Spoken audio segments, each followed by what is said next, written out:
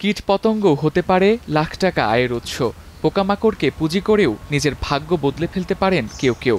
তেমনই একজন পাবনার শিমুল হোসেন, যিনি চাষ করছেন পোকা, কষছেন লাভের অঙ্ক। ব্ল্যাক সোলজার ফ্লাই এক জাতীয় পোকা, যেটি বিশ্বের বিভিন্ন দেশে হাঁস মুরগির খাবার হিসেবে বেশ জনপ্রিয়। পুষ্টিগুণ ভালো হওয়ায় খামার ও প্রাণীখাদ্য প্রস্তুতকারক প্রতিষ্ঠানগুলোও ফিড উৎপাদনে ব্যবহার করছে এই পোকা। ফলে চাহিদার সাথে তাল মিলিয়ে উৎপাদনও বাড়াচ্ছেন শিমুল হোসেন।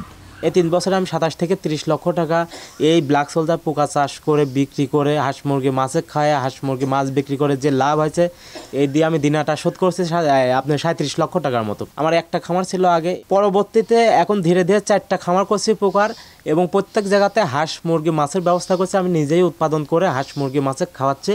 জৈব বর্জ্য দিয়ে কম খরচে এই পোকা চাষ হওয়ায় লাভও হয় আশানুরূপ। তাই খুব অল্প সময়েই ব্যবসা বড় হওয়ায় অনেকের কর্মসংস্থানের সুযোগ তৈরি হয়েছে।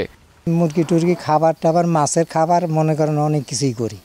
মাছের খাবারও দিই, মাছের খাবার নিয়ে যায় এই 1 মণ 1.5 মণ এরকম নিয়ে যেত। পোকা চাষ করে অনেক লাভজনক এবং উৎপাদন খরচ কম।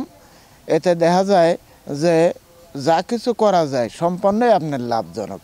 পোকা চাষের বিষয়টি নতুন হওয়ায় এর প্রসার ও উদ্যোক্তাদের সার্বিক সহযোগিতার আশ্বাস উপজেলা প্রাণী সম্পদ অফিসের। বিষয়টা সম্পর্কে আমাদেরও কখনো আমরা প্রশিক্ষণ পাই নাই। আমি আমার নতুন যে জেলা স্যার আছে স্যারকে জানাইছি যে পোকাটা আর কি ব্ল্যাক সোলজার, ওইটা কিভাবে উপর থেকে নিয়ে আসছে, কিভাবে উৎপাদন করতেছে, কতগুলো শেড আছে, সবগুলো ভিজিট করছে এবং ওইটা নিয়েও একটা মোটামুটি একটা তথ্য আমি নিয়ে এসেছি আর কি। সহযোগিতা করি যদি আমরা ওনাকে আগে অ্যাডভাইস করতে হবে, অর্থাৎ ওনার যে কাজটা এই কাজটা সঠিক কিনা এইটা আগে জানতে হবে, তারপরে আমাদের হয়তো সহযোগিতা আমরা করতে হবে। একটু ভিন্ন উদ্যোগ ও তার বাস্তবায়নের ইচ্ছা থাকলেই করা যায় নতুন কিছু।